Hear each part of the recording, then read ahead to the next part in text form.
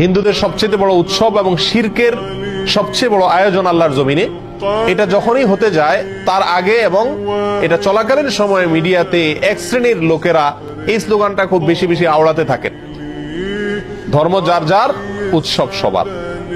বড় আশ্চর্য লাগে, বিষয়টা যখন ধর্মীয় তাহলে এটার ব্যাখ্যা দিবে তো ধর্মীয় ব্যক্তিবর্গরা, কিন্তু ধর্মীয় বিষয়ে ব্যাখ্যা দিতে আসছেন রাজনীতিকরা, ধর্মীয় বিষয়ে ব্যাখ্যা দিতে আসছেন বুদ্ধিজীবীরা, যাদের ধর্ম সম্পর্কে কোনো ধারণাই নাই।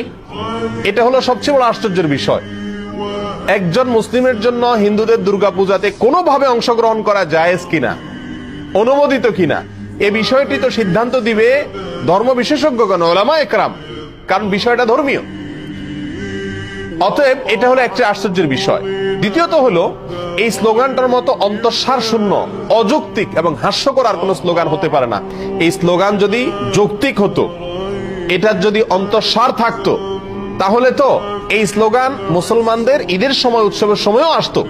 বলা হতো, হিন্দুদেরকে আহ্বান করা হতো, তোমরাও আসো, দোনো ঈদে অংশগ্রহণ করো। অথচ তখন এটা করা হয় না। তাহলে বোঝা গেল উদ্দেশ্যমূলক ভাবে শুধু মুসলমানদের ঈমান ধ্বংস করার জন্য এই ষড়যন্ত্রমূলক স্লোগানটি বাজারে চাউর করে রাখা হয়েছে এবং এর পিছনে কিছু ষড়যন্ত্রকারী তথাকথিত বুদ্ধিজীবী এবং রাজনীতিকরা কাজ করছেন। আমরা সকলেই জানি, কোরবানিদের সময় পাক ভারত উপমহাদেশের মানুষ সবচেয়ে বেশি পরিমাণে কোরবানি করে গরু।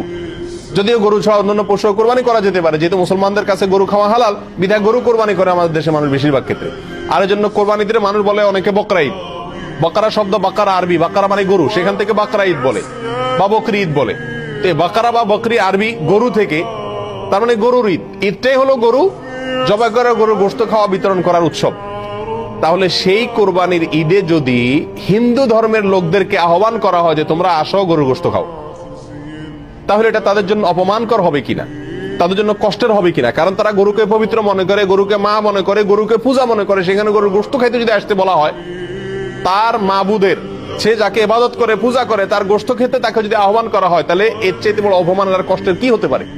এই কারণেই কোন রাজনৈতিক বা তথাকথিত বুদ্ধিজীবীদের কেউই আহ্বান করে না হিন্দুদেরকে যে আসো, মুসলিমদের সাথে উৎসবে সামিল হয়ে যাও, কারণ উৎসব সবার। কেন? কারণ একজনের ধর্মীয় ইবাদত, একজনের ধর্মীয় উৎসব আরেকজনের জন্য বিপরীত হতে পারে। একজন মুসলিম, নগণ্য থেকে নগণ্য, সাধারণ থেকে সাধারণ মুসলিমও জানেন যে ইন্না শিরকা লাযুলমুন আযীম, নিঃসন্দেহে শিরক, নিশ্চয়ই শিরক, এটা সবচেয়ে বড় অপরাধ। ইন্নাল্লাহা লা ইয়াগফিরু আন ইউশরাকা বিহি ওয়া ইয়াগফিরু মা দুনা যালিকা লিমান ইয়াশা। আল্লাহ সুবহানাহু ওয়া তাআলা তার সঙ্গে শিরক করলে এটা মাফ করেন না। আর শিরক ছাড়া অন্য যে কোনো গুনাহ আল্লাহ চাইলে যার জন্য ইচ্ছা তার জন্য কি করতে পারেন? ক্ষমা করতে পারেন। আর এই শিরকের সবচেয়ে বড় আয়োজন দুর্গাপূজা। এই দুর্গাপূজার অনুষ্ঠান ভিন্ন ধর্মের লোকেরা করছে, হিন্দুরা করছে। একজন মুসলিম হিসেবে আমি তার তাড়াতাড়ি করতে দিতে পারি এতটুকু, কিন্তু তার সে উৎসবে আমি সামিল হওয়া, যোগদান করা, কোনোভাবে অংশগ্রহণ করা, একজন হিন্দুকে কোরবানির ঈদে, বকরা ঈদে গরুর গোশত খেতে আহ্বান করা বা বাধ্য করার মতোই, একই বিষয়, কোনো পার্থক্য নাই।